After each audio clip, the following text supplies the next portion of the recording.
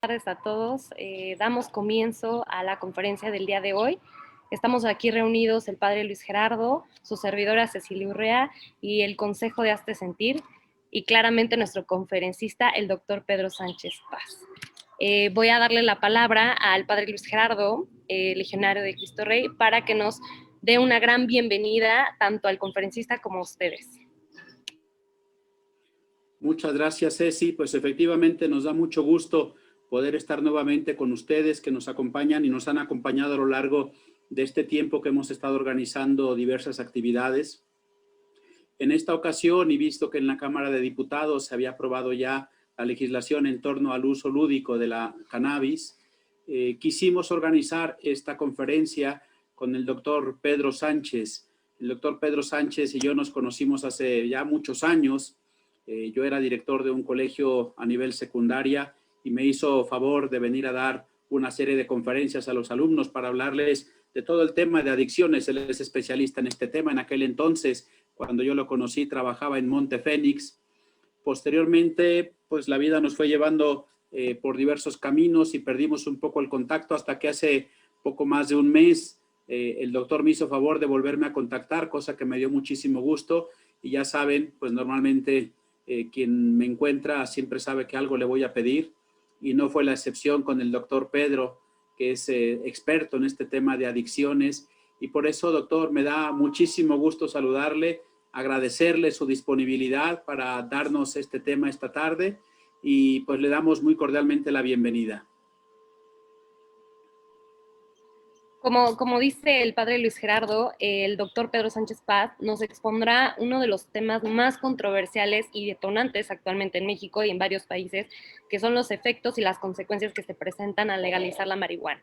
Entonces, pues bienvenido, doctor Sánchez. Nos emociona mucho tenerlo aquí presente y de antemano darle las gracias por su tiempo y pues por esta valiosa información. Pero antes de comenzar, les doy la palabra a Guillermo Torres, que es coordinador operativo de Hazte Sentir, quien nos explicará a detalle esta iniciativa. Adelante, Guillermo.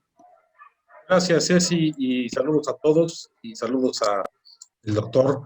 Y bueno, pues para los que no saben qué es Hazte Sentir es pues un movimiento que nace en 2011, un movimiento ciudadano católico que busca expresar mediante ideas claras y actividades muy concretas los principios de los mexicanos, dialogando por la razón y el bien común como los principales rectores.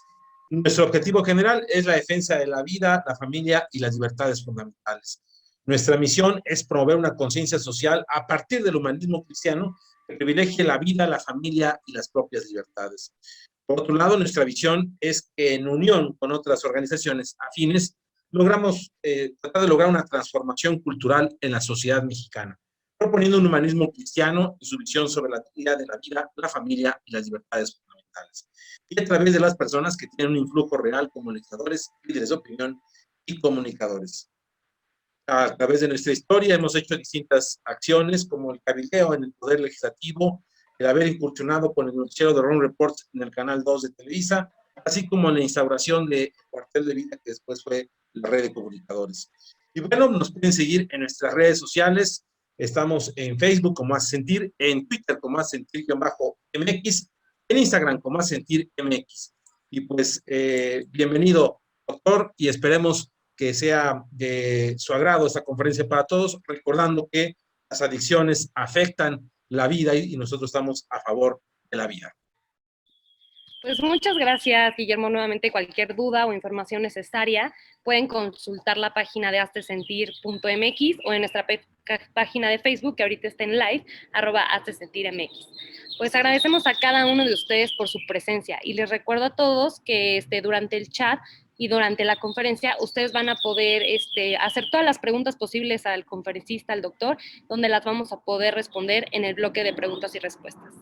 Pues la conferencia va a tener alrededor de unos 45 minutos, pasando posteriormente a este bloque donde el conferencista va a poder ampliar y darle puntos clave a todas las dudas que ustedes tengan, y pues de antemano voy a dar una breve semblanza del conferencista. Estudió la licenciatura en Psicología, es egresado de la Universidad del Valle de México, tiene un diplomado y especialidad en adicciones por el Instituto Centro de Estudios Superiores Monte Fénix. Tiene un diplomado en sexualidad y terapia de pareja por el Instituto Mexicano de Sexualidad y es consultor certificado en prevención de recaídas. Laboró en la clínica Montefénix durante 11 años en diferentes puestos como terapeuta familiar, terapeuta individual, director clínico. Ha participado como conferencista en colegios y universidades como el TEC de Monterrey, el ITAM, la Ibero, la Universidad de Anáhuac, la Salle, entre otras universidades. Y ha sido entrevistado en diferentes medios de comunicación, como lo son revistas, periódicos, radio y televisión. Escribió artículos para la revista Libradictus y colaboró en la elaboración de la serie de libros como ¿Qué hubole? Actualmente se desempeña en la consulta privada, en el impacto a conferencias y talleres en escuelas, empresas y otras organizaciones. Pues nuevamente, bienvenido, doctor Pedro, y pues el micrófono es suyo.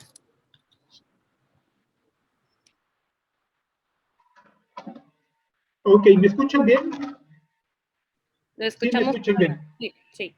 Ok, perdón, es que yo no los estaba escuchando, entonces estaba con miedo a saber en qué momento he entrado, pero qué bueno que ya me escuchan. Primero que nada, quiero agradecer a Hazte Sentir por la invitación. No les puedo mentir, aunque ya he dado muchas conferencias, la verdad es que estoy muy nervioso porque en realidad nunca, bueno, he dado nada más, esta es mi segunda conferencia en línea y estoy muriéndome de nervios y espero no tener fallas técnicas, que ya espero que me puedan ustedes ayudar, sobre todo la organización de Hazte Sentir. Si hay alguna falla que me la hagan saber, tengo prendido de todas maneras mi celular para cualquier cosa. Y también decirles que es un poco incómodo porque a mí me gusta mucho a veces en la plática hacer algunos comentarios graciosos y ahorita me siento como que estuviera hablándole al horno de microondas en donde no tengo ninguna respuesta de risas, ni mucho menos, pero bueno, espero hacerles una tarde amena, pero sobre todo una tarde de mucha educación, de mucha información, y para poder tener una visión, yo creo que mucho más amplia de todo este tema que es tan controversial, un tema que sabemos que está muy en boga pese a toda la pandemia y todo lo que se puede estar diciendo, sabemos que es un tema que ha seguido siendo muy importante, con una preocupación muy fuerte por parte de muchas personas, muchos padres de familia, muchas personas que son autoridades morales y sociales, evidentemente por nosotros especialistas en adicciones. Entonces, bueno, pues voy a comenzar con la presentación. Entonces, permítanme un momentito. Ok. Bueno, aquí ya estamos, ¿no? Le cambié un poco el título que me habían solicitado y le puse legalizar o no legalizar. Esa es la cuestión. Me pongo a sus órdenes, como ya se los mencionaron, mi nombre es Pedro Sánchez Paz, con todo gusto me pueden decir Pedro, soy psicoterapeuta, especialista en adicciones, tengo más de 23 años de estarme dedicando al trabajo con los pacientes adictos y mucho de lo que yo les quiero comentar no nada más es la información que a veces podemos encontrar en libros o en investigaciones, sino también espérenme, que no ven la presentación, permítanme un momentito. A ver, eso. Le pone compartir pantalla, doctor, y ya nosotros vamos a poder ver su presentación.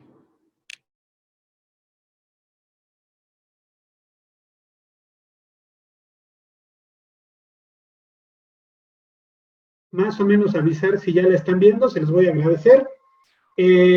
Ok. Bueno, les decía que creo que es que tengo ya más de, aún no se ve. No, todavía no, doctor. A ver, permítanme. Híjole, yo que quería que esto saliera tan maravilloso. No Espérenme tantito. A ver, compartir pantalla. Compartir.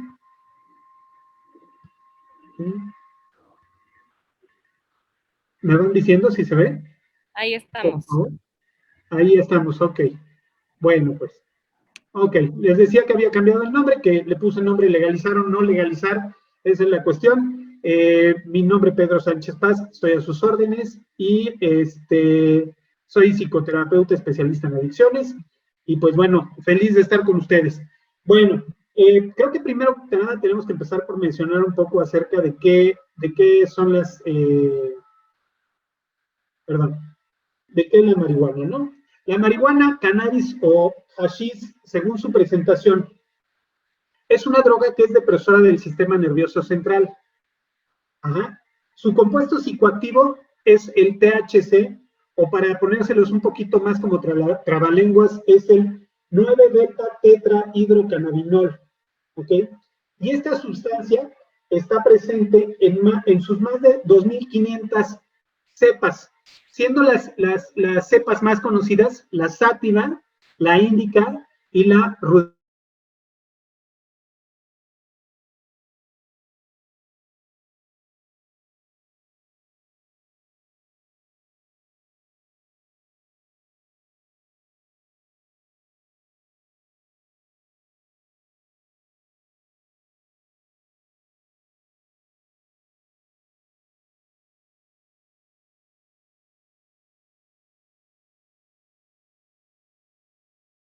Creo que el doctor tuvo problemas técnicos. Vamos a esperar tantito a ver si se puede volver a conectar. Espérenos tantito. Así pasa. Este tema de conferencias online, como dijo el doctor, pueden llegar a ser un poco traviesas. Entonces, esperemos tantito, tengamos paciencia y a que el doctor se pueda volver a conectar.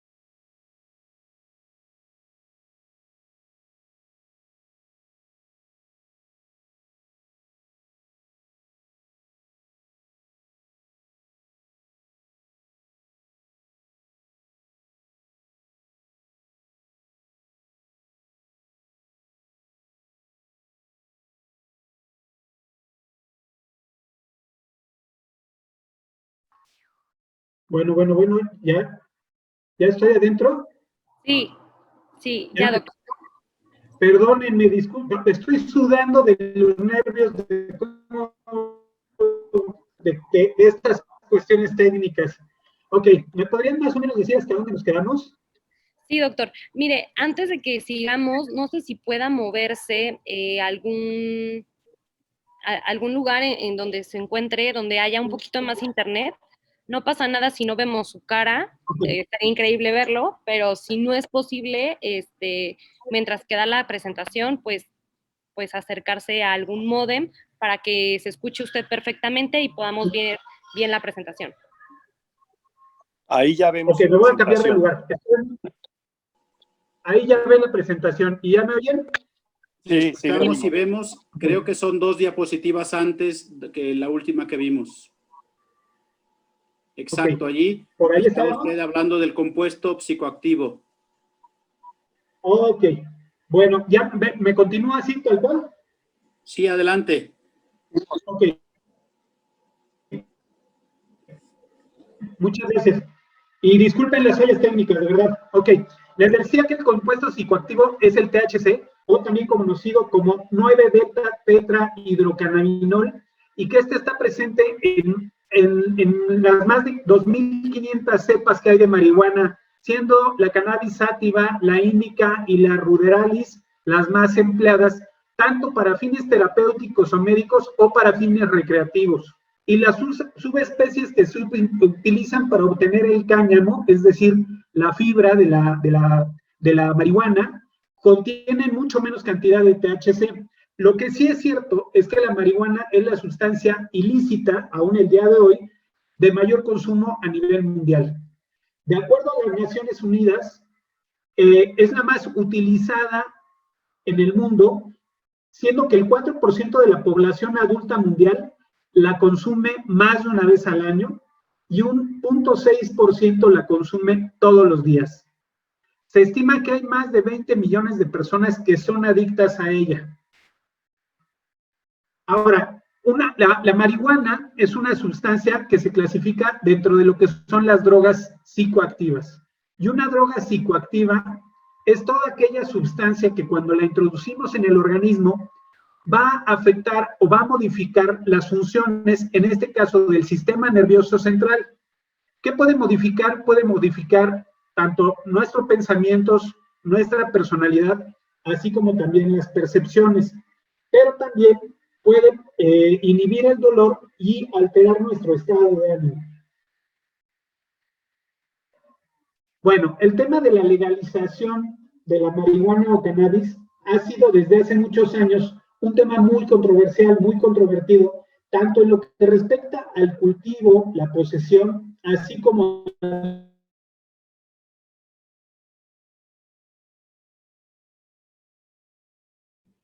Nuevamente dejamos de escucharlo, doctor.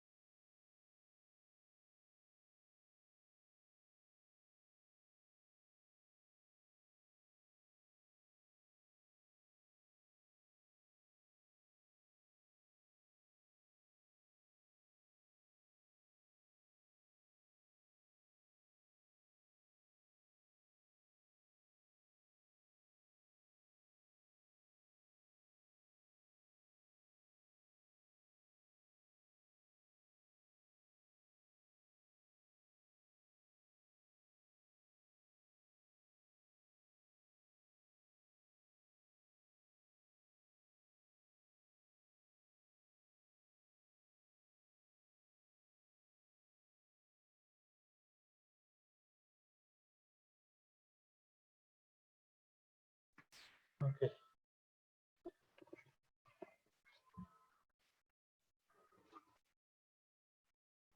Ok, a ver. ¿Y ahí me veo o no me veo, verdad? Ya se escucha, doctor, pero no se ve. Ok. Bueno, primero, hoy, de verdad, qué pena con ustedes. No se preocupe, doctor.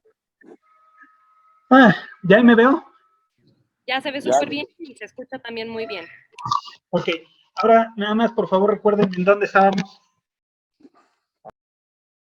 Estábamos en la segunda diapositiva, doctor. Segunda diapositiva. Ok, yo ya me había ido bastante retirado. Ok, a ver. Ahí todavía no ven la presentación, ¿verdad? No. No, doctor. Y si puede iniciar la segunda diapositiva porque me comentan que no escucharon muy bien. Ok. Desde la segunda nos vamos, ¿cómo no? ¿Ahí ven ya la diapositiva? Sí. Sí. Ok, esta sí ya la tenemos, ¿cierto? Sí. Ok. Entonces me voy con la siguiente diapositiva. Déjenme ocultar esto. Ok. Bueno, desde ahí, ¿les parece? Perfecto.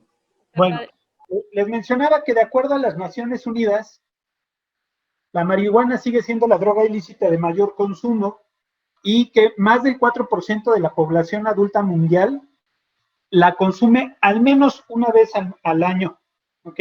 Y el 0.6% la consume todos los días. Se estima que hay más de 20 millones de personas en el mundo que son adictas a ella. La marihuana pertenece a la clasificación de droga psicoactiva.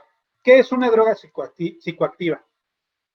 Una droga psicoactiva es aquella sustancia que cuando la introducimos en un organismo va a afectar directamente al sistema nervioso central, modificando sus funciones. ¿Cuáles funciones en particular? Bueno, puede modificar los pensamientos, puede modificar la personalidad o también puede modificar las percepciones, aunque también puede inhibir el dolor, así como alterar el estado de ánimo. ¿Ok? Eso es una droga psicoactiva. ¿Ahí nos estamos escuchando bien? Perfectamente, doctor. Muy bien. Ok, entonces continúo. Bueno, el tema de la legalización de la marihuana o cannabis ha sido desde hace muchos años un tema muy controversial en lo que respecta tanto a lo que es el cultivo como lo que es la posesión, la venta y el consumo.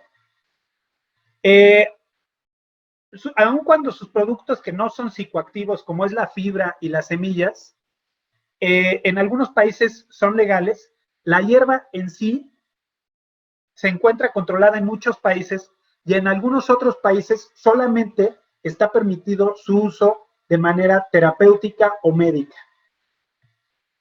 Bueno, se preguntarán, ¿y esta foto por qué? Bueno, esta foto hace referencia a la ley seca que se dio en los Estados Unidos entre los años 1920 y 1933. Se consideró que el alcohol era el causante de los grandes problemas que vivía la sociedad, de muchos de los crímenes y de muchos delitos que se cometían en esos años en los Estados Unidos, y entonces se estableció que quedaba prohibida tanto la producción y la comercialización, así como el consumo de alcohol durante todos estos años. Lamentablemente el resultado de todo esto hizo que surgiera muchas mafias, el crimen organizado, para la elaboración y venta del alcohol de manera clandestina. Y más adelante se vio que esto, en vez de traer consecuencias positivas, había afectado porque ahora habían más personas en la cárcel que lo que habían antes, y entonces se retiró. De acuerdo a lo vivido con esta prohibición, esto hace pensar que este plan fue un fracaso y es uno de los argumentos por los que ahora se considera despenalizar la marihuana. Se piensa que de esta manera se puede dar un duro golpe a lo que es el tráfico de drogas ilegal que se maneja a nivel mundial. Bueno, ahí tenemos en el periódico cuando se despenaliza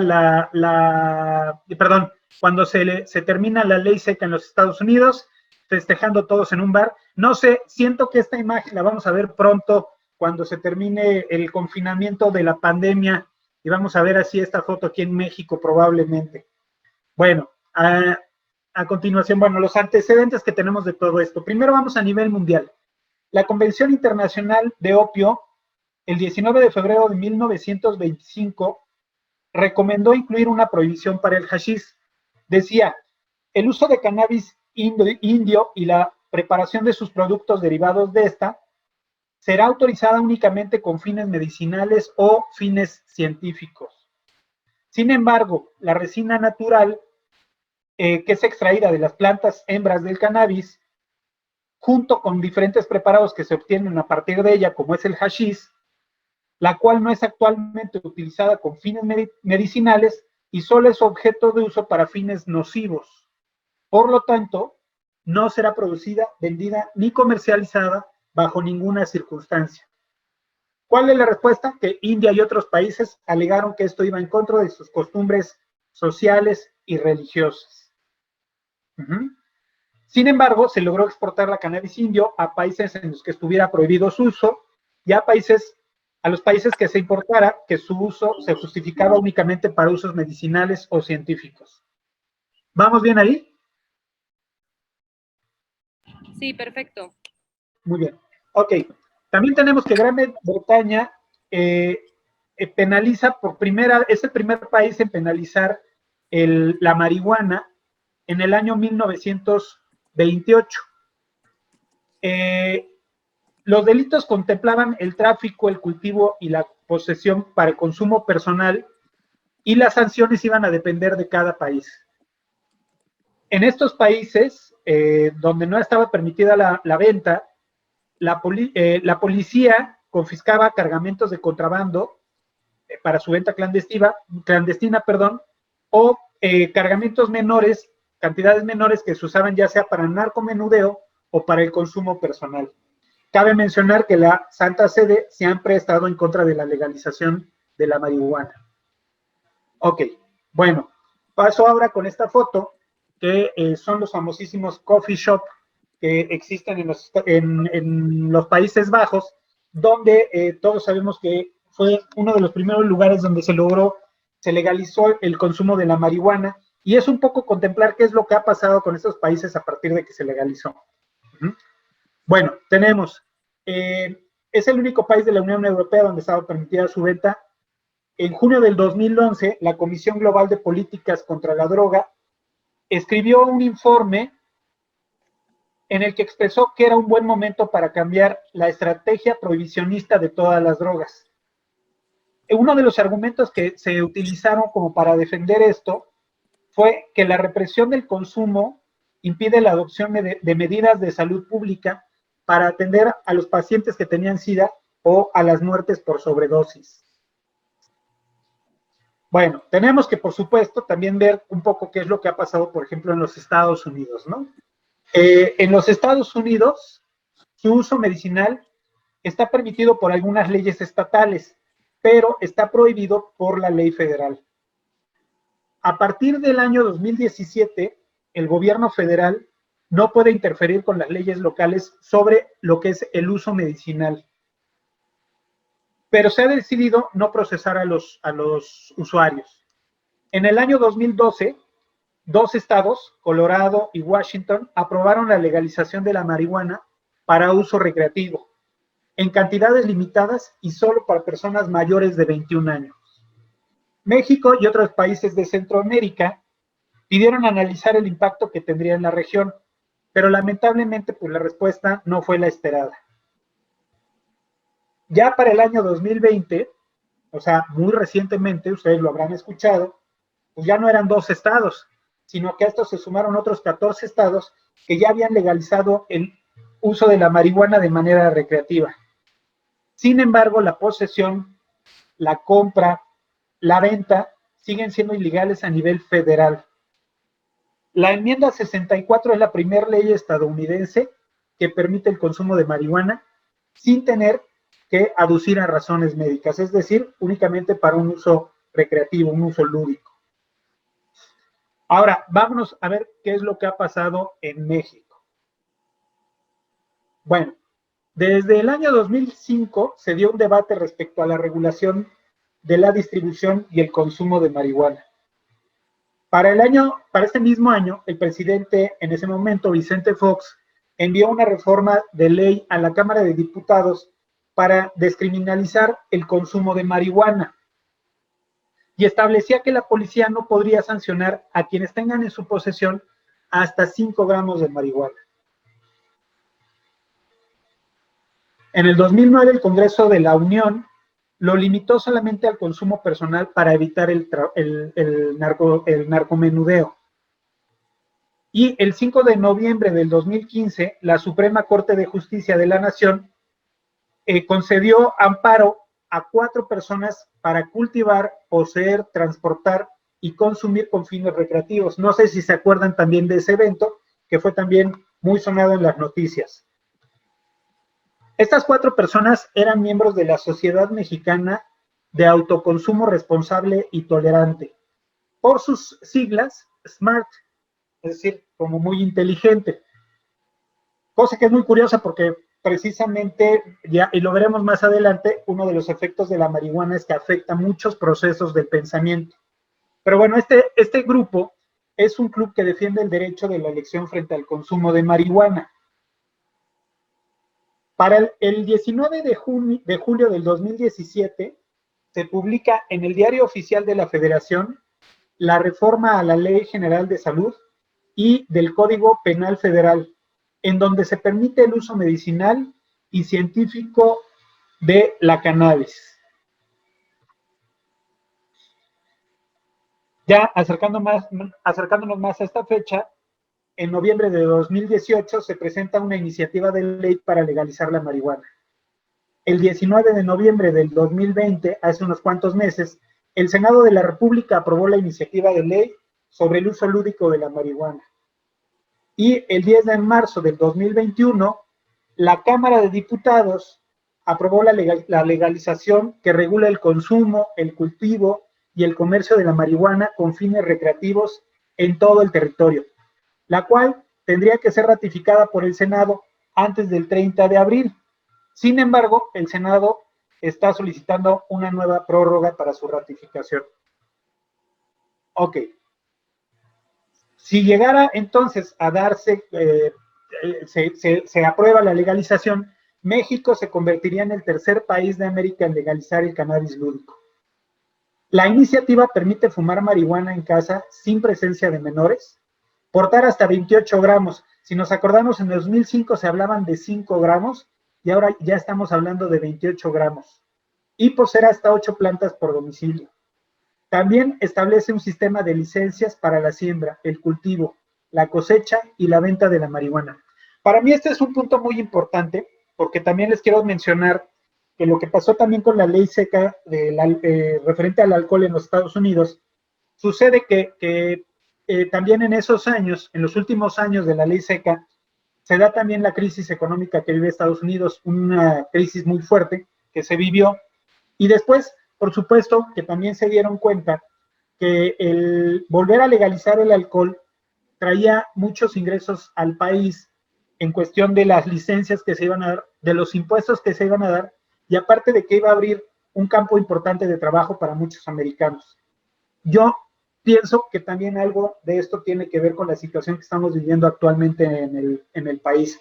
Evidentemente, sí hay un fin terapéutico, o sea, sí tiene algunas características terapéuticas, algunas cualidades médicas, pero eso lo vamos a ver un poco más adelante, tenemos que definir bien hasta dónde.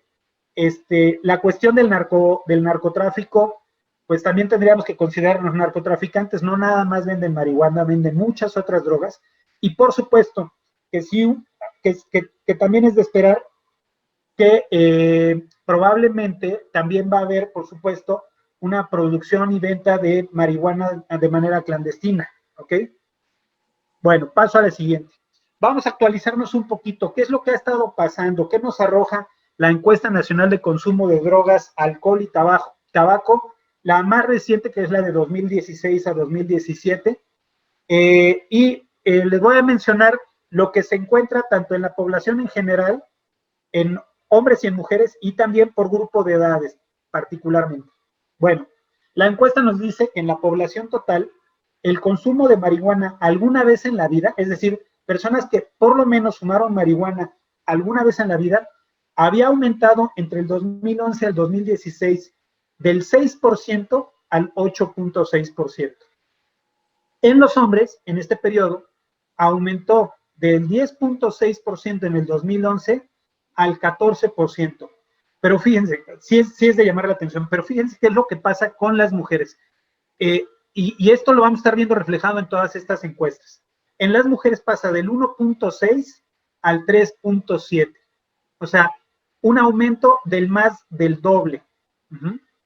Con respecto a la prevalencia de consumo de marihuana en el último año, es decir, personas que hayan fumado marihuana por lo menos una vez en el último año, se aumentó del 1.2 en el 2011 al 2.1 en el 2016 en la población total.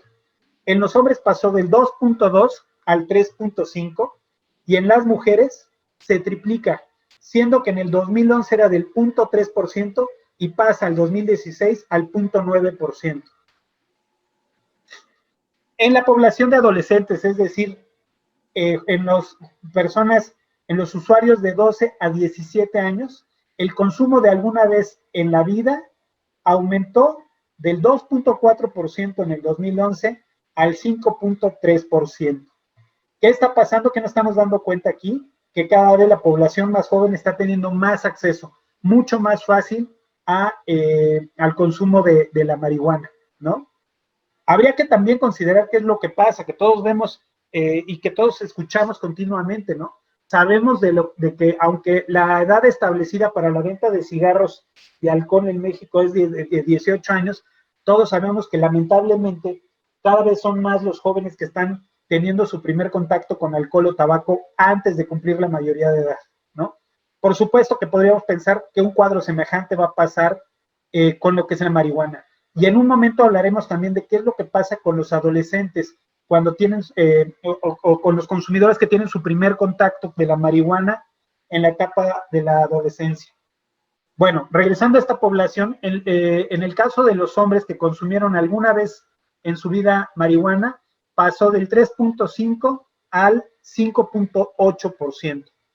Y en las mujeres, vuelvo a señalar el punto importante de qué es lo que está pasando con las mujeres jóvenes en nuestro país, que están teniendo cada vez más acceso y consumo de sustancias y también a una edad más joven.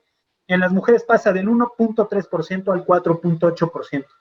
El consumo en el último año en la población total aumentó en esta población de 12 a 17 años del 1.3% al 2.6%. Y en las mujeres del 0.6% al 2.1%. En los adultos de 18 a 34 años de edad, se incrementó de la prevalencia de consumir alguna vez en la vida del 2011 del 8.7% al 12.8% en el 2016-2017. En los hombres aumentó del 15% al 20% y en las mujeres del 2.8 al 6.1%. Para los porcentajes de las personas que consumieron marihuana al menos una vez en el último año, se incrementó del 1.9% al 3.59% y en los hombres del 3.4% al 5.9%. ¿Ok? Aquí no aparece tanto el dato de las mujeres porque el cambio no fue tan significativo como sí lo fue en la población más joven. Y en la población de 35 a 65 años, el consumo de marihuana de alguna vez en la vida pasó del 4.8% en el 2011 al 6.1% en el 2016. ¿Qué más tenemos? Regresamos un poco a los Países Bajos. Y aquí que nos dice, bueno, aquí lo que se está mencionando es la política que se tenía establecida en relación a lo que es el consumo de marihuana, ¿no? Y entonces aquí se dice que se basaba en los siguientes objetivos. Primero era dar tratamiento y rehabilitar a los consumidores que hacían un uso recreativo. El número 2 era reducir los posibles daños que pudiera causar la droga. El 3 eliminar las molestias que pudieran causar los consumidores de drogas a la sociedad, es decir, problemas con cuestiones de orden público y de seguridad ciudadana. Y por otro lado, combatir la producción y el tráfico ilegal de drogas. En este país consideraban que el problema del consumo de sustancias era imposible de resolver y por lo tanto se enfocaban más en buscar controlarla y reducir el daño que en evitar el consumo de la misma. En los últimos años se han producido nuevas variantes de cannabis que contienen altas concentraciones de THC, ¿ok? Esto porque están usando la tecnología de invernaderos y pasaron, por ejemplo, en los Países Bajos, de un 9% a un 18% más de concentraciones de THC, que les recuerdo, digamos, así es la sustancia activa para ser una droga psicoactiva. En los Estados Unidos pasó de que en 1960 un cigarro de marihuana contenía 10 miligramos de THC y actualmente tienen 150 miligramos. Es decir, con concentraciones mucho más fuertes. Es como si hubiéramos pasado de un litro de cerveza de 4.5 grados, pasáramos ahora a un litro de tequila de 40 grados, por decirlo así. También otra cuestión que se dio es que había aumentado en los Países Bajos el turismo de la droga. ¿Qué quiere decir esto? El turismo de la droga es aquel que se hace con el fin de adquirir o consumir sustancias adictivas, en este caso, en los Países Bajos. O sea, yo como mexicano me iba a Ámsterdam para poder consumir, dado que en mi país estaba prohibido. Bueno, la venta a gran escala, es decir, de más de 5 gramos, la producción, importación o exportación, están perseguidos por la ley, incluso si solo proporcionan, la venta a gran escala, la producción, importación y exportación están perseguidas por la ley, incluso si solo proporcionan a los coffee shops la cantidad legal de 5 gramos. Si se pasa de esto, entonces sí hay una consecuencia legal. El método empleado en estos establecimientos para conseguir la sustancia que se vende no es del todo investigado y sigue siendo ilegal, lo que aún cuando está legalizada la droga, continúa facilitando la participación del crimen organizado. Al principio se había considerado que era importante poner los coffee shops en zonas estratégicas, que no fuera en todo el país, como para poder tener un mayor control. Pero ¿qué es lo que ha pasado? Que los coffee shops se han ido extendiendo y actualmente existen más de 900. Los menores de 18 años van a buscar la marihuana a los establecimientos más apartados y por supuesto también a los menos regulados, donde la hierba es vendida por peso. Ahora, esto lo saben los narcotraficantes. ¿Qué es lo que entonces hacen algunos narcotraficantes o en algunos de estos establecimientos? Que le van a agregar partículas, por ejemplo, de vidrio, cenizas, tizas, arena o plomo para que pese un poco más. De hecho, en el caso del plomo, pues ha sido algo que ha sido muy, muy utilizado. Pero en estos casos se ha llegado a reportar que el plomo genera un daño pulmonar, así como también se ha reportado a algunas decenas de personas que han presentado una intoxicación aguda por plomo y todas ellas con antecedentes de haber consumido marihuana. Ok, hago una pausa nada más preguntar si vamos bien hasta ahorita. Excelente, doctor. Muy bien, gracias. Muy amable, muchas gracias. Bueno, vámonos a Reino Unido. ¿Qué pasó en Reino Unido? En el 2004 consideraron pasar la marihuana de la clase D a la clase C en una escala que señala la peligrosidad de las drogas. Y esto fue porque ellos consideraron que no podía estar comparado con lo que son la cocaína y las metanfetaminas o las drogas de diseño. Ajá. Entonces, de aquí se decide despenalizar la marihuana. ¿Qué pasa? Que por esto renuncia un asesor político del gobierno porque él considera que al despenalizar las marihuanas es una forma que a los jóvenes se les da a entender que las drogas no son malas, pese a que ya habían estudios que demostraban los problemas que causaba la marihuana, particularmente en cuestiones mentales. Ok, continúo y vámonos con bueno, mucho del problema aquí radica en que a la marihuana se le considera como una droga blanda o ligera y a que se le atribuyen propiedades terapéuticas. Alguna vez me acuerdo que tuve un paciente jovencito de 16 años, ya con un consumo importante de marihuana, y cuando empecé a hablar con él y a intentarle crear conciencia de por qué tenía que dejar la marihuana, su primera reacción fue decirme, ¿pero qué? En México ya está permitida para fines medicinales. Y le dije yo, pues sí, pero lo único malo es que tú no tienes ninguna enfermedad, entonces no tienes cómo justificarlo, ¿no? Y es lo que está pasando, que al final de cuentas le estamos dando muchas herramientas también a los chavos, a los jóvenes, para que empiecen a justificar el consumo de la marihuana. Yo les quiero decir que en mi experiencia clínica, los pacientes que me cuesta más trabajo atender son los pacientes que son adictos a marihuana. Porque aparte son pacientes que se meten a estudiar mucho la marihuana, de manera obsesiva incluso la marihuana. Pasan 3 o 4 horas en internet buscando todas las páginas que son pro marihuana, y hacen una lista de todas las personas que han hecho algo por la humanidad que fuman marihuana, como para explicar, ¿no? O para justificar su consumo. Entonces, son pacientes que de por sí ya defienden mucho, y con todo esto de la posible legalización en el país, pues evidentemente esto le está dando un poco más de fuerza. Hay que acordarnos que el día 20 de abril, pues es el día de la marihuana, y que pues bueno, vamos a ver qué tal se pone, porque pues bueno, ya acercándose todo esto a una posible legalización, pues va a estar muy fuerte. Ok, se deben de considerar las alteraciones mentales que puede producir la marihuana, que pueden ir desde una crisis de pánico, como pueden ir a situaciones mucho más graves, como por ejemplo brotes psicóticos o trastornos bipolares. Yo les quiero decir, yo he tenido pacientes, 2 pacientes que me acuerdo mucho ahorita, jóvenes, que por consumo de marihuana, una de ellas entró a un brote psicótico y otra estuvo en su primer fase maníaca de un trastorno bipolar maníaco depresivo. Pero también vienen las alteraciones comportamentales que también pueden presentarse. Y hay que considerar que algunas de estas alteraciones pueden llegar a ser irreversibles, ya sea por un consumo eventual o evidentemente por un consumo también crónico.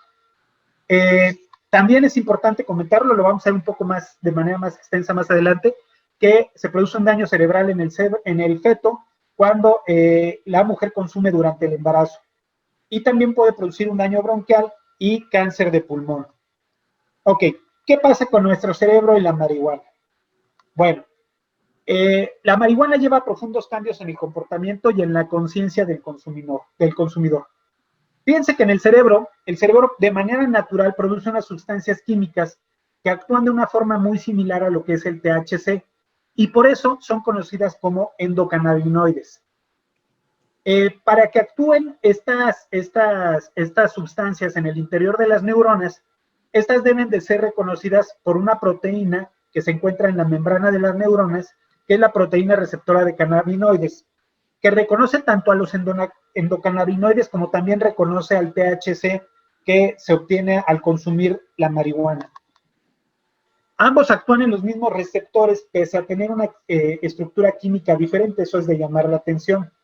Y déjenme decirles que incluso estos receptores son los que más abundan en el cerebro, y los podemos encontrar en el hipocampo, en el hipotálamo, en el cerebelo, en el ganglio basal, en la amígdala, en el tronco cerebral y en la médula ósea.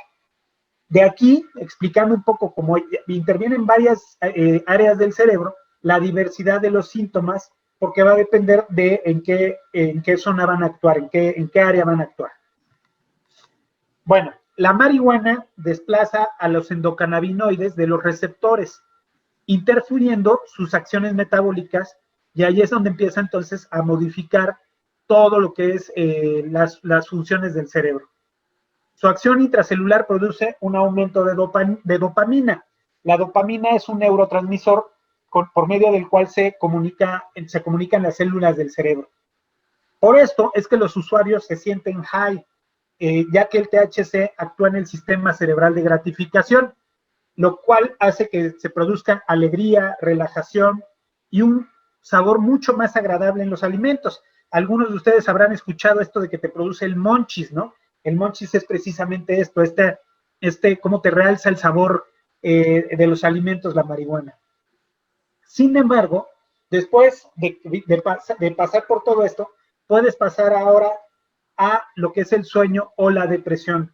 Y en algunos casos hay ansiedad, temor, desconfianza, paranoia y en algunos casos incluso ataques de pánico.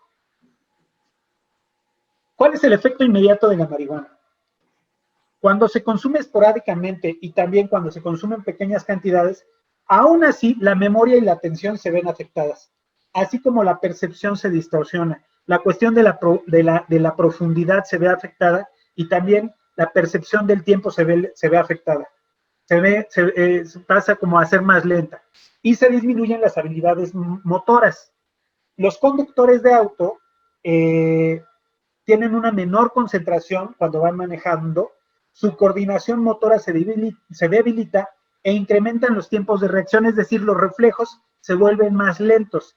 Y esto es por lo que también es importante el impacto que la marihuana tiene en relación a los accidentes de auto y las consecuencias a las que pueden estar asociados estos. Y estos efectos pueden durar de 4 a 6 horas. No es algo que va a pasar rápido, es un efecto medio. Si la dosis se incrementa a 5 nanogramos por milímetro de sangre, esto equivale a una alcoholemia del 0.08%.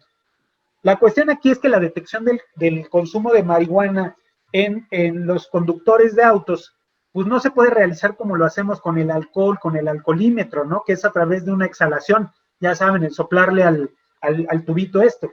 Para eso se tendría que hacer entonces una detección a través de la orina o de la sangre, lo cual pues no es práctico en realidad. Y aunque el auto a veces huela marihuana, la verdad es que esto es una detección muy subjetiva, un criterio muy subjetivo que a veces no tiene un peso importante. La ingestión de una alta dosis de marihuana puede evidentemente desencadenar un estado psicótico. Incluso personas que no consumen continuamente la marihuana, pero que en un día consumieron una alta dosis, pueden entrar a este estado psicótico. Bueno, en los efectos a largo plazo, cuando hay un consumo crónico, se pueden producir alteraciones cerebrales irreversibles, permanentes. Y aquí es lo que yo les mencionaba hace un rato, porque llama la atención cuando nos acordamos de las estadísticas que les acabo de mencionar, que vemos que los jóvenes están teniendo mucho más temprano el contacto con la marihuana y que esto se está ido aumentando en la población en la general. Si la edad de inicio fue en la adolescencia, las alteraciones son más graves, ya que el cerebro durante la adolescencia aún sigue madurando. Por eso es la razón por la que no se vende el cigarro y no se vende el alcohol a los menores de edad, porque todavía en la adolescencia tu cerebro sigue madurando. Si a mí me preguntan, incluso tal vez debería de ser como en Estados Unidos a los 21 años. Bueno, el consumo de marihuana produce anomalías estructurales cerebrales y reduce el volumen cerebral. Y la memoria, por supuesto, que también se ve afectada. Y esto es probablemente uno de los puntos más importantes, conjunto con la concentración, que pueden llegar a ser daños permanentes en el consumidor. Si el consumo de la marihuana pasa igual con la marihuana que casi pasa con todas las drogas. Si mientras a más temprana edad el consumidor tiene contacto con la droga, es mucho más probable que pueda desarrollar una adicción. En el caso de la marihuana hablamos de un 25% más probable de que esta persona pueda desarrollar una adicción. En la supresión, aunque hay personas que defienden mucho la marihuana y dicen que la marihuana no te produce supresión, como te produce el alcohol, la cruda o el bajón de la cocaína, la realidad es que sí hay una supresión, y en la supresión se puede observar irritabilidad o episodios de agresividad, incluso a la semana de haber dejado de consumir, como también produce insomnio, niveles muy importantes de ansiedad y el craving que es este deseo imperioso por volver a consumir la sustancia. Bueno, ya mencionamos que algunos de estos daños son irreversibles y el daño sufrido tempranamente deja secuelas definitivas. Bueno, aquellos que comenzaron a fumar marihuana precozmente y con frecuencia, al cumplir los 38 años, experimentaron una disminución del coeficiente intelectual de 8 puntos y no se restablecieron completamente sus funciones neurológicas. Es decir, nuestro coeficiente intelectual se ve también mermado por el consumo de la marihuana. Su consumo en gran cantidad llega a producir cuadros psicóticos y el consumo continuo incluso puede producir esquizofrenia. En personas que tienen una predisposición a desarrollar, que tienen antecedentes de enfermedades mentales graves, la marihuana puede funcionar como un catalizador, puede destapar estos trastornos, ¿ok? También el consumo crónico está asociado a una mayor insatisfacción, peores condiciones de vida y de salud, dificultades sociales, produciendo un aislamiento importante, mayor deserción escolar o laboral y menores niveles académicos y profesionales. Y algo que es muy importante, te produce lo que se conoce como el síndrome amotivacional, en donde la persona va perdiendo las motivaciones de la escuela, el trabajo, la novia, incluso el sexo, el arreglo personal, y por eso es que luego vemos a las personas consumidoras de marihuana parecieran que están cortadas con la misma tijera. Y si no, váyanse, nada más quite esto de la pandemia, váyanse al centro de Coyoacán y van a ver que todos están cortados con la misma tijera, ¿no? Pero también, bueno, te quita todas esas motivaciones, quedando como única motivación el seguir consumiendo marihuana. Ajá. Bueno, también es importante mencionar que no nada más es en el cerebro donde vienen todas estas alteraciones. También produce daño en otros órganos como son los pulmones. E incluso incrementa el riesgo a desarrollar cáncer pulmonar. Ajá. Mayor que el mismo consumo de tabaco. Aunque los adictos a la marihuana te van a decir que no es cierto, la realidad es que sí. Y hay explicaciones muy claras. Pero por todo esto, también se debería de considerar que las autoridades deberían de implementar las mismas regulaciones que se han hecho con el cigarro, aplicarlas también a la marihuana, perdón. El humo de la marihuana contiene 2 veces mayor concentración de hidrocarbones poliaromáticos cancerígenos que el humo del tabaco. También hay que acordarnos algo. Los cigarros que fuman los adictos, bueno, que fuman los usuarios de marihuana, no tienen filtro, a diferencia de lo que pasa con los cigarros de tabaco. Y también los usuarios tienden a inhalar de una manera más profunda la marihuana, manteniendo el humo en los pulmones por más tiempo que lo que es un cigarro de tabaco. Por lo menos 3 veces más tiempo que lo que se hace con el cigarro del tabaco. Por lo tanto, todos estos elementos como los hidrocarbones poliaromáticos, pues evidentemente están más concentrados en nuestros pulmones. El consumo durante el embarazo va a afectar el desarrollo fetal. ¿Qué es lo que pasa? Algo muy parecido también lo que pasa con el síndrome fetal alcohólico.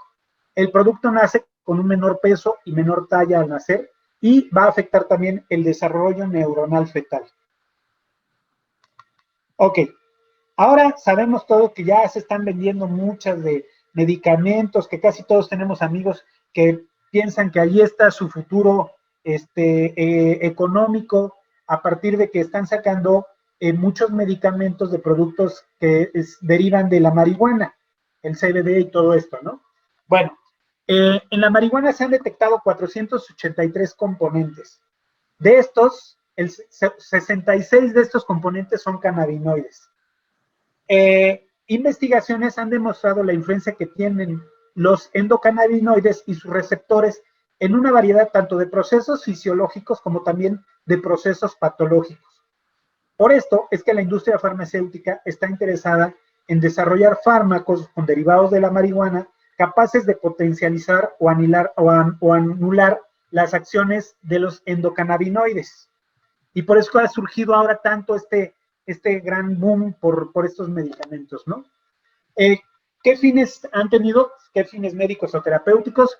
Para cuestiones de aprendizaje, de memoria, de regulación del apetito, del metabolismo, del miedo y la ansiedad, de la inflamación y del crecimiento óseo también.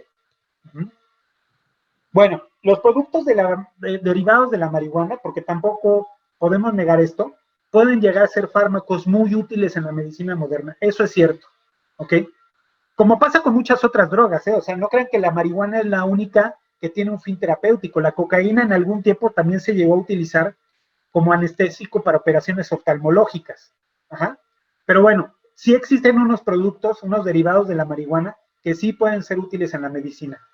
Pero para esto no se requiere liberar el consumo total de la marihuana. La industria farmacéutica podría disponer de permisos para el cultivo controlado y de ella aislar y purificar el ingrediente activo para emplearlo como fármaco. Pero por esto algunos países han autorizado su uso terapéutico, pero no aún de manera recreacional. Entonces, por todo esto, considerar a la marihuana como una droga ilegal, considerar a la marihuana como una droga legal es minimizar todos los riesgos que para los usuarios y para la sociedad en general implica. Todas estas consecuencias que hemos mencionado. ¿Ok? Bueno, con eso termino prácticamente la presentación. Evidentemente, pues, ¿qué les podría decir yo? A mí me preocupa mucho esta situación por lo que yo veo en la clínica, lo que veo con mis pacientes, lo que veo con los familiares, la preocupación que presentan los familiares al descubrir que su hijo está fumando marihuana, al tener que recurrir a servicios de salud, ya sea terapeutas o médicos, por las consecuencias a nivel mental que esto implica. Y evidentemente, pues yo sí les podría decir, es mi opinión personal, que yo no comparto mucho la idea de la legalización de la marihuana. Bueno, termino y déjenme ahora regresar para que ya nos podamos ver. Ok. Y detener. Ok. Creo que ahora sí. ¿Ya me veo? No, ya, ahora sí ya. Ahí estoy. Bueno. Pues muchísimas gracias a usted como conferencista, tanto por su conocimiento, por su experiencia, datos duros que nos viene diciendo en la presentación y pues sobre la legalización de la marihuana, sus efectos, las consecuencias, las causas. Y pues hay varias preguntas, entonces voy a pasar con Mauricio Arellano para que pues las exponga y pues usted pueda dar su punto. Muchas gracias. Adelante. Gracias. Doctor, muchísimas gracias por su presentación, por su conferencia. La verdad es que ha aclarado, yo creo que muchas dudas. Aún así tenemos algunas preguntas que quisiera yo irselas presentando, que nos han hecho los asistentes. Con toda confianza. La primera pregunta que nos hacen es, ¿cuál es la diferencia entre el hashish y la marihuana? Ok, el hashish es la resina que se produce en las plantas, venía por ahí en las plantas hembras de la marihuana, que se produce cuando la planta, al recibir un calor intenso directamente, va a producir una resina, y esa resina es el hashish. El hashish tiene una mayor concentración todavía de THC, es decir, es mucho más fuerte. A lo mejor algunas personas del público llegó a ver esta película de los años que habrán sido 80, creo que era Expreso de Medianoche, en donde detienen a un americano, creo que era en Turquía o en Túnez, ya no me acuerdo en dónde, que lo detienen con unos ladrillos que tenía aquí, que pensaban que eran bombas y no era hashish, y lo dejan por años ahí, porque por supuesto, también dependiendo de la zona, volvemos, es el tipo de sanción que se le va a poner a las personas, ¿no? Pero es la resina prácticamente.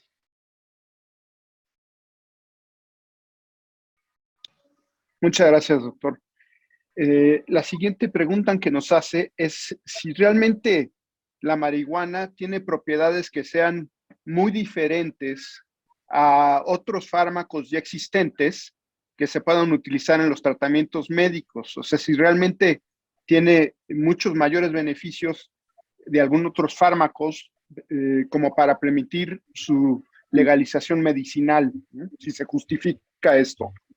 Sí, yo les diría que dependiendo de cuál trastorno. Hay trastornos donde sí probablemente puede ser considerada como el medicamento de elección, que volvemos, no es la marihuana en sí, son derivados de la marihuana, porque también es importante aclarar, son derivados. Como en algunos otros casos, digo, todos hemos escuchado de la abuelita que hacía sus ungüentos de marihuana con alcohol para untar, para bajar la inflamación. Por ejemplo, en esos casos sí hay otros medicamentos que podrían evidentemente ser mucho más efectivos que la marihuana, pero en algunas enfermedades en particulares sí podría ser considerada como droga de elección, ¿no? O como medicamento de elección.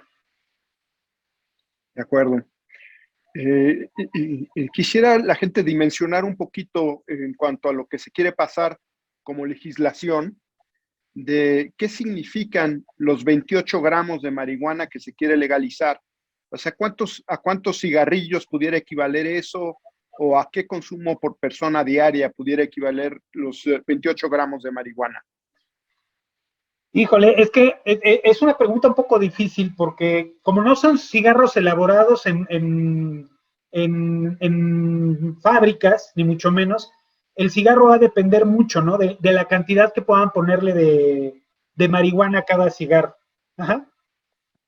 Y me hubiera encantado, y se me pasó, perdón, pero ese ya con la premura, porque les iba a traer una bolsita con 5 gramos de azúcar y luego les iba a poner otra o de orégano para que parezca todavía más más parecido, y les iba a traer otra con 28 gramos para que nos diéramos un poco la diferencia, nos diéramos cuenta de la diferencia que esto puede implicar. Pero le repito, es que depende también mucho como son elaborados por los mismos consumidores estos cigarros, perdón, pueden variar mucho del gramaje. Y también hay que acordarse, en la marihuana no nada más se fuma en cigarros, ¿no? Están los beepers, ¿no? Están ay, se me fue ahorita el nombre, que son como, bueno, existen las pipas, algunas personas incluso fuman la marihuana y utilizan la manzana como si fuera pipa. Entonces, en cuestión de la cantidad puede ser muy, muy variable. Digamos que un adicto a la marihuana, ¿como qué consumo tiene diario, doctor, si se pudiera decir? Mira, muy buena pregunta, Mauricio, y aquí sí quisiera yo subrayar algo. Para poder hablar de una dependencia o de una adicción a la droga que ustedes quieren, tenemos que mencionar que hay 4 criterios que son fundamentales. El primero es la tolerancia. Y la tolerancia se refiere a qué tanto tu cuerpo se está habituando a la sustancia, de tal manera que cada vez vas a requerir mayor cantidad de sustancia para alcanzar el efecto que estás buscando. Ajá. Es decir, a lo mejor al principio el consumidor le da 3 toques o 3 jalones al cigarro y con eso tiene para pues, alcanzar el efecto que buscaba. Pero conforme él continúa fumando la marihuana, cada vez va a necesitar mayor cantidad. Al rato ya no van a ser los 3 jalones, al rato ya va a ser a lo mejor medio cigarro, al rato ya va a ser un cigarro. Si yo les dijera, bueno, yo tengo pacientes que pueden fumarse 7 a 12 cigarros al día. ¿Estamos? Y eso te habla de la tolerancia. Ahora, antes de que pasemos, porque les dije de 4 criterios y nada más les he mencionado uno, el otro es el síndrome de supresión. El síndrome de supresión es el malestar que vas a experimentar tanto a nivel físico como a nivel emocional después de haber consumido la marihuana, de haber consumido la sustancia y detener el consumo. Y en una de las diapositivas aparecía cuál era el cuadro del síndrome de supresión, que incluía irritabilidad, agresión, que incluía paranoia, ataques de pánico, etcétera, etcétera, ¿no? Los otros dos criterios que faltan se refieren a la obsesión. La obsesión es un pensamiento fijo y recurrente que no nos podemos quitar de la cabeza. Pues, ¿en qué creen que están pensando una persona que es adicta a la marihuana? En la marihuana, en cómo conseguirla, en qué momento fumársela, etcétera, etcétera. Y luego está la compulsión, ¿ok?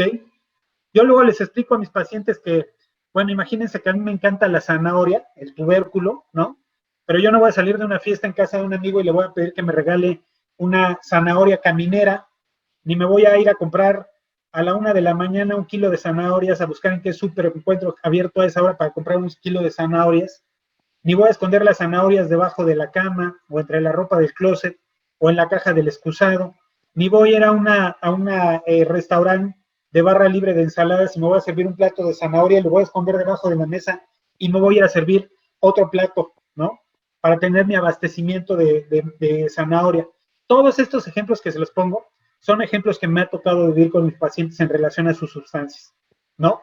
Desde la persona que sale a la fiesta y pide su bebida caminera, ¿no? En su vaso grande rojo, o la persona que se expone y que sale a lo mejor a altas horas de la noche o incluso a zonas de alto riesgo a comprar un pase de cocaína o unos 5 gramos de marihuana o 10 gramos de marihuana, o etcétera, o personas que esconden la marihuana en una de las macetas o entre los libros, y tenía un paciente que le escondía sus latas de cerveza en la caja del excusado, y me decía, no, Pedro, y no sabes, porque me decía, le digo a mi esposa que voy al baño, me tardo 10, 15 minutos, de ahí me tomo mis 2 cervezas y aparte salen bien frescas, ¿no? Todo esa es la parte compulsiva, toda es la parte de la compulsión. Ajá. Y si alguien ha visto fumar a una persona marihuana, a veces ya queda del cigarro, queda una cosa así de pequeña y la siguen queriendo fumar, ¿no? Y ya uno dice, oye, ahí tienes más, ¿por qué no te haces otro cigarro? No, pero es de una manera de verdad compulsiva la forma en que ellos están consumiendo. Y esta parte de la obsesión, ¿no? Que tienen su cuarto adornado con fotos de Bob Marley fumándose un churrotote de marihuana y adornado con pipas de marihuana y traen su gorra o su playera con el dibujo de la hoja de marihuana y su collar con el cáñamo de marihuana, que es el listón que sostiene a la pieza, etcétera, etcétera, ¿no? Todo, estos son esos 4 componentes: la tolerancia, el síndrome de supresión, la obsesión y la compulsión. Muy claro, doctor. Nos preguntan que si alguien que ya es adicto o que lleva siendo mucho tiempo adicto o tiene una adicción muy fuerte, si siempre es posible la recuperación o si llega un momento en que la adicción a la marihuana es irreversible. No, algunos daños que produce la marihuana pueden ser irreversibles, algunos, pero la recuperación siempre es posible, siempre y cuando el paciente se comprometa y quiera salir de este problema. Ajá. En esos casos, la rehabilitación es posible, ¿no?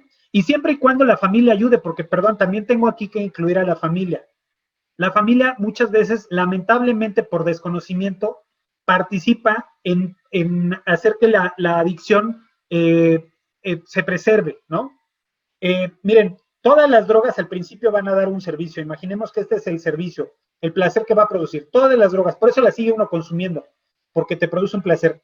Y al principio, la factura, el dolor que te produce es muy poco. ¿Qué va a ir pasando? Que conforme va avanzando la adicción, el dolor cada vez va a ir aumentando. Y se dice que una persona va a dejar de consumir una droga cuando el dolor rebasa el placer que le produce.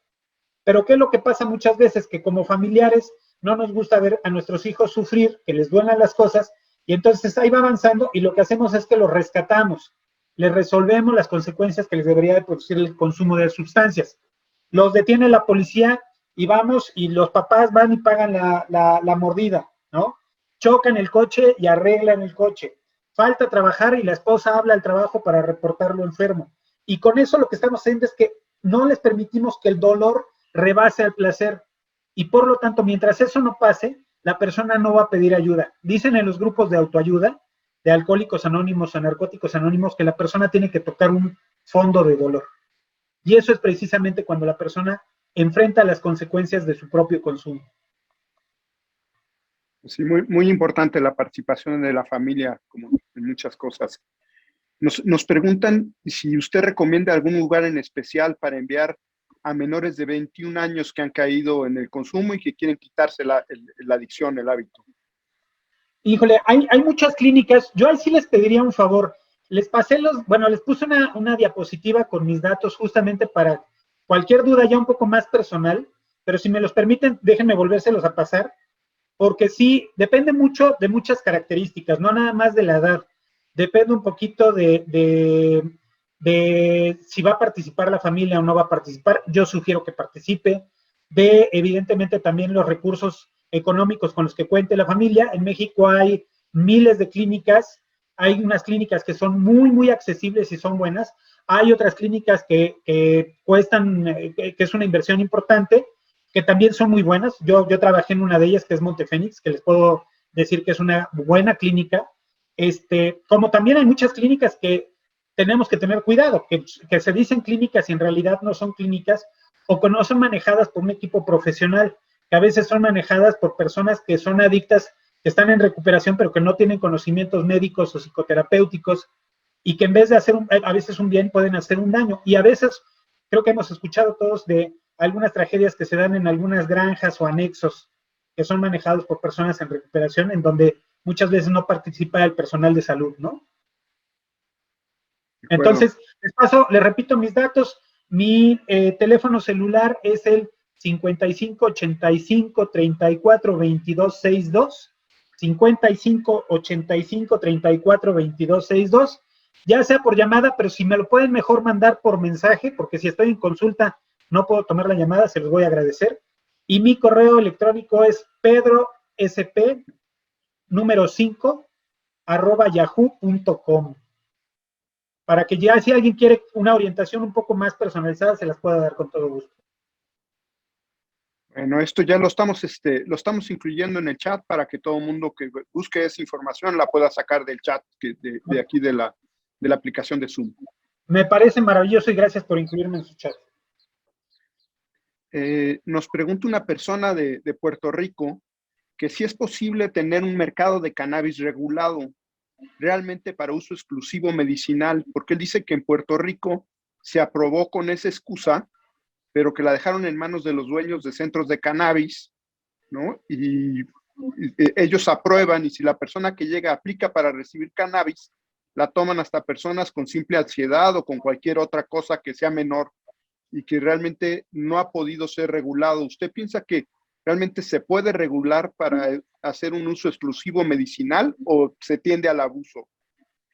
Híjole, es muy complicado, ¿no? Es muy complicado y tengo que reconocer, no sé en Puerto Rico, pero en muchos países de América Latina y lamentablemente en México, sabemos que muchas de las medicinas que aparentemente están controladas, muchos de los medicamentos controlados, se venden en el mercado negro con mucha facilidad. Entonces, la verdad es que es muy difícil, digo, sería el cuadro ideal, pero la verdad es que no sé, o sea, tendrían que haber unas políticas muy bien establecidas que creo que también para poder legalizarse tendrían que establecer todas estas condiciones, ¿no? Pero la verdad es que lo veo difícil, o sea, por lo menos no lo veo como algo muy inmediato. Sí, con la corrupción y demás, sin duda va a ser difícil el que se pueda regular. Sí, y digo, ¿Qué por ejemplo, diferencia? los americanos que tienen 18 años y viven cerca de la frontera, pues va a pasar lo que pasaba también con el alcohol, ¿no? Pues si aquí a los 18 años sí pueden fumar, pues muchos americanos que no han cumplido la mayoría de edad allá, es decir, los 21 años, pues van a venir a consumir también aquí en Se México, cruzaron ¿no? para acá. Ajá.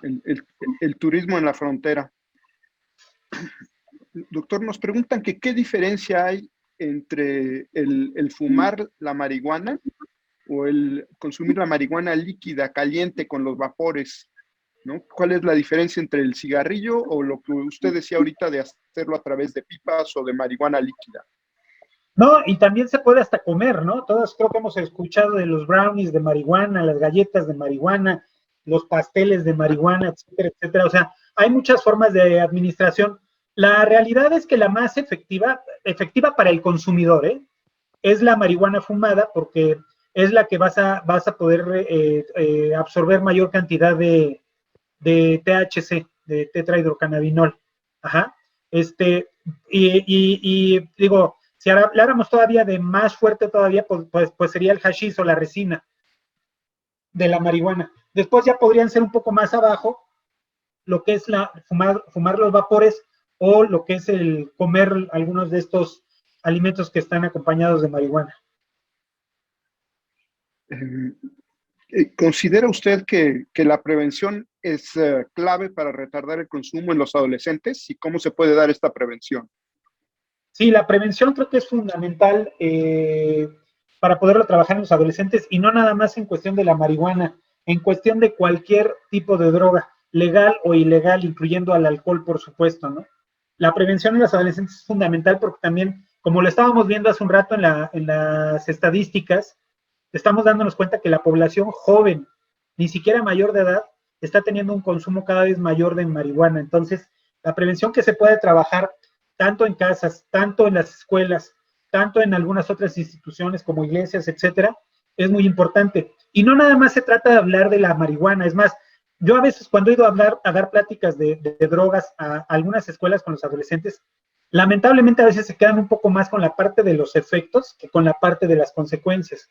Entonces, no nada más se trata de hablar de la droga y de los efectos o las consecuencias que te puede traer, sino aspectos más importantes como, por ejemplo, trabajar la autoestima, trabajar la asertividad, trabajar el no sentirse tan presionados por el grupo, ¿no? Todos estos son aspectos fundamentales que tendrían que estar trabajando. Encontrar actividades de diversión y esparcimiento sano, como puede ser el ejercicio, ¿no?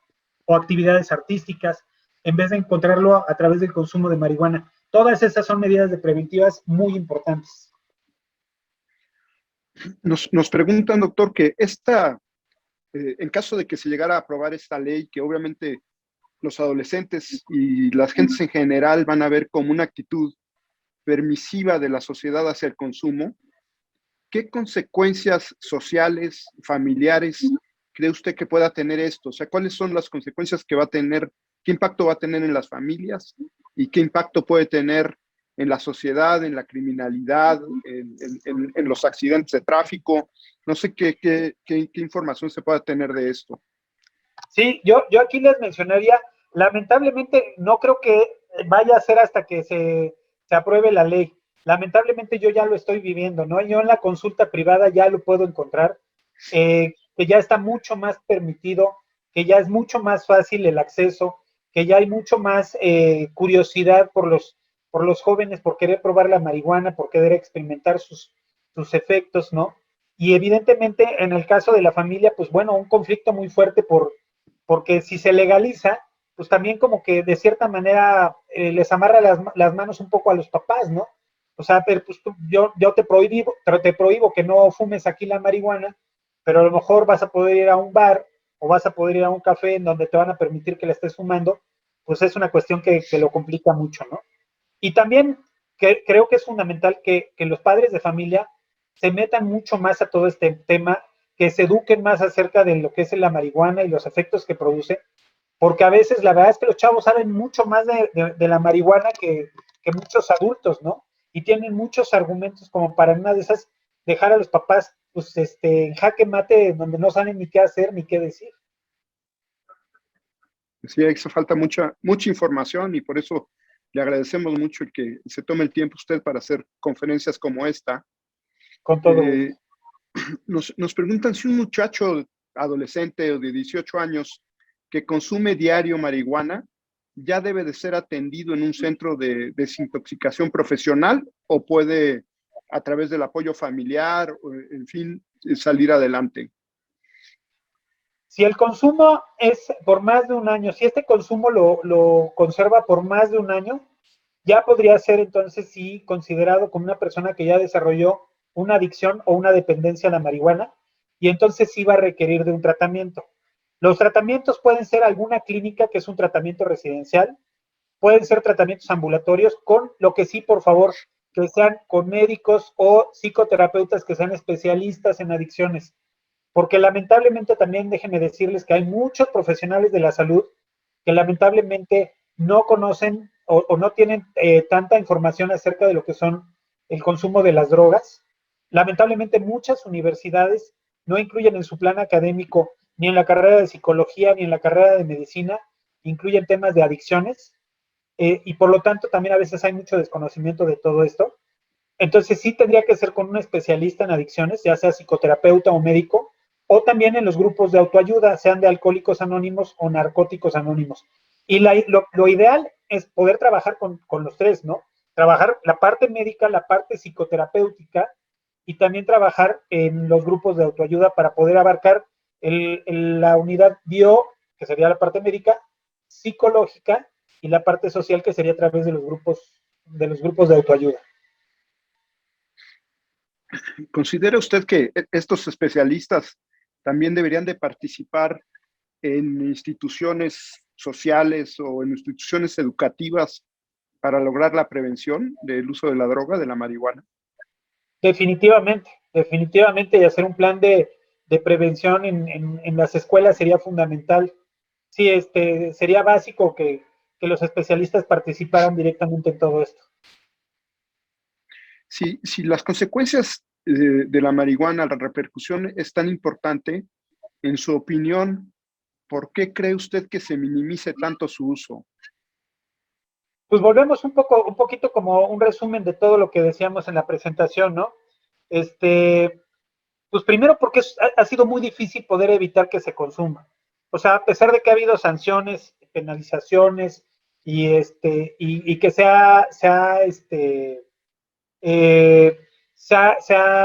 acabado persiguiendo tanto a los narcotraficantes como a los consumidores, la verdad es que es un problema que es muy difícil de atender, que cada vez está más involucrado en nuestra sociedad, como también, evidentemente, pues bueno, esta parte de los efectos médicos que puede traer la marihuana, como también la parte de, pues lo mencionábamos, ¿no? También muy clara de que al final de cuentas el que se legalice la marihuana también va a implicar que también entre una cantidad importante de dinero al gobierno en cuestión de licencias, impuestos y la posibilidad también de abrir muchos campos de trabajo para muchas personas, ¿no? Aquí nos hacen una pregunta muy concreta. Dice, ¿qué tan efectivo es el uso terapéutico de la marihuana en las convulsiones? No exactamente a qué se refiere, pero... Y esto yo creo que deriva mucho del primer caso en el que escuchamos que aquí en México se empezó a utilizar los derivados de la marihuana como con este fin, ¿no? Y ahí es donde yo les mencionaba que sí tiene una efectividad para cierto tipo de convulsiones, sí tiene una efectividad que está demostrada y que puede ser manejada. Pero subrayo, no hablemos de la marihuana, hablemos de los derivados de la marihuana, ¿no? No es toda la marihuana, es que ciertos componentes de la marihuana aislándose y preparándolos para que sean un fármaco pueden tener mucha efectividad, pero no es toda la marihuana, no es me voy a fumar un churro de marihuana, ¿no? Tenemos varias preguntas que tratan de comparar un poco a la marihuana con el consumo del alcohol, con el consumo del tequila. ¿Qué tan rápido se hace un consumidor de marihuana adicto a la marihuana comparado con un consumidor de alcohol? ¿Y qué tan graves son las consecuencias de una cosa y de la otra? Doctor, ¿cómo las podríamos comparar? Si se justifica el decir, pues ya que el alcohol es legal, pues también podemos hacer la marihuana legal porque es menos nociva o más nociva. En su opinión, ¿cuáles son las posibles diferencias? Pero es que yo creo que aquí sobre todo la parte también es importante mencionar que el que sea legal no quiere decir que no sea un riesgo, ¿no? El alcohol es legal, sigue siendo la droga de mayor consumo en México, la droga que más muerte sigue produciendo y normalmente la puerta de entrada a las drogas ilegales, ¿no? Entonces, no es tanto eso. Yo lo que sí diría es, bueno, sí se tiende mucho, sobre todo el consumidor de marihuana, tiende mucho a comparar la marihuana con el cigarro o con el alcohol. El alcohol es una sustancia que es muy escandalosa. Todos sabemos cuando una persona ha bebido alcohol, ¿no? En el caso de la marihuana no es tan fácil de identificar y también el consumidor tiene muchas formas de ocultar su consumo. Gotas para los ojos, lentes oscuros, aerosoles para que no huela tanto, porque como es espantoso, como es escandaloso de olor la marihuana, ¿no? Etcétera, etcétera. Entonces, al ser como mucho más evidente el consumo de alcohol, pareciera que de repente, pues sí, el daño puede ser muy fuerte. Y por supuesto, sí, el alcohol produce un daño muy importante, particularmente a nivel hepático y del páncreas, ¿no? Te puede producir una cirrosis alcohólica, que es probablemente la consecuencia física más importante que puede producir el alcohol, ¿no? Y tal vez si habláramos de la cuestión física, tal vez diríamos, sí, bueno, la marihuana tal vez no produce tanta consecuencia a nivel físico, pero a nivel mental, la marihuana produce más daño que lo que produce el alcohol. En estos cuadros que estamos mencionando, estos cuadros psicóticos, estos estados de bipolaridad, etcétera, etcétera, pues son muy importantes, ¿no? El impacto probablemente de la marihuana, no minimizo la parte física, pero el impacto a nivel mental es muy importante. Me faltó mencionarles, ¿no? El THC, que es digamos así, la sustancia activa de la marihuana, se va a absorber en las células grasas. En el caso de los hombres, los testículos son órganos que tienen muchas células grasas, donde también se llega a acumular mucho THC. El resultado de esto es que se produce menor cantidad de testosterona, que es la hormona masculina por preferencia. Hay menor producción de espermatozoides normales y un aumento de producción de espermatozoides anormales. Como un ejemplo también de las consecuencias físicas que también produce la marihuana. De acuerdo. Ahora, yo no creo que sea cuál es más o cuál es menos, ¿no? Todas las drogas te van a hacer daño. ¿Para qué? ¿No? ¿Para qué nada más ves el efecto y no ves las consecuencias que te trae? Y en términos de cuál es más adictiva o qué tan más rápido se hace alguien adicto al alcohol o a la marihuana, doctor. Yo, desde mi experiencia profesional, les podría decir que probablemente están o muy parejos o ligeramente, pero muy ligeramente abajo la marihuana. ¿Ah? Pero la verdad es que prácticamente yo los pondría dentro de la misma clasificación, ¿ok? Al alcohol y a la marihuana. Ok. Nos preguntan también que a qué edad de los hijos es conveniente que los padres tengan una conversación con ellos sobre el tema de las drogas. ¿Cuál sería su opinión? Yo les diría que cada vez más temprano, ¿no? Dado que ya vimos que la población de los 17, de los 12 a los 17 años ya están expuestos a todo esto, pues yo sí les sugeriría que en la etapa escolar, podría ser a partir a lo mejor de tercero, cuarto, quinto de primaria, ya se pudiera empezar a hablar de estos temas, ¿no? Claro, considerando también la etapa de desarrollo que van teniendo, pero sí ya empezar a tocar estos temas, porque pues, los chavos se van a enterar y se van a enterar mucho más rápido. El acceso ahora al Internet, ¿no? Y en el Internet aparte, pues no hay muchas veces un filtro que pueda detener a aquellas páginas en donde se fomenta el consumo o la legalización de la marihuana y en donde muchas veces nada más se habla de los beneficios que te trae y no tanto de las consecuencias. Entonces, es muy accesible ahorita toda esta información y se debería de abordar de una manera temprana. De acuerdo. Nos preguntan que si el uso medicinal de la marihuana puede también tener los efectos del consumo lúdico. No, porque volvemos a lo mismo, serían algunos derivados, no es en sí toda la marihuana con todos los cannabinoides. Pero Okay. sí creo Me parece que eso. Que de ahí se empieza uno a justificar para después pasar al siguiente plano, ¿no? Muchas personas que te van a decir, no me voy a tomar la medicina, me voy a fumar un churro de marihuana para poderme dormir. De acuerdo. Yo creo que ha sido muy, muy claro. Nos preguntan también, a lo mejor usted nos puede facilitar después alguna bibliografía que pudiéramos nosotros hacer llegar a los asistentes a la conferencia que les pudiera ayudar para seguirse informando más al respecto. Claro. Y aquí también nos hacen una pregunta, que ¿cuál es la diferencia entre el BCD, el THC, como yo, el TCH, nos dicen aquí, y el BCD? ¿Cuál es la diferencia entre el TCH y el BCD? Pues sería el THC. Sí, la diferencia es que uno es la sustancia activa de la marihuana, la que va a producir, y por lo que se considera una droga psicoactiva, y el otro ya es un derivado de la marihuana, un componente de la marihuana que se separa, que tiene estos fines terapéuticos, ¿no? Farmacológicos. De acuerdo. Pues doctor, realmente tuvimos una gran cantidad de preguntas, realmente se ve que es un tema que despierta muchísimo interés.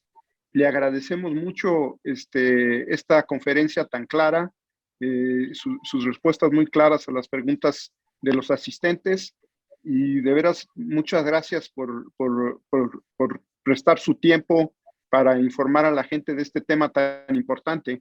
Yo le cedo la palabra a Ceci para que pues lo despida y muchas gracias.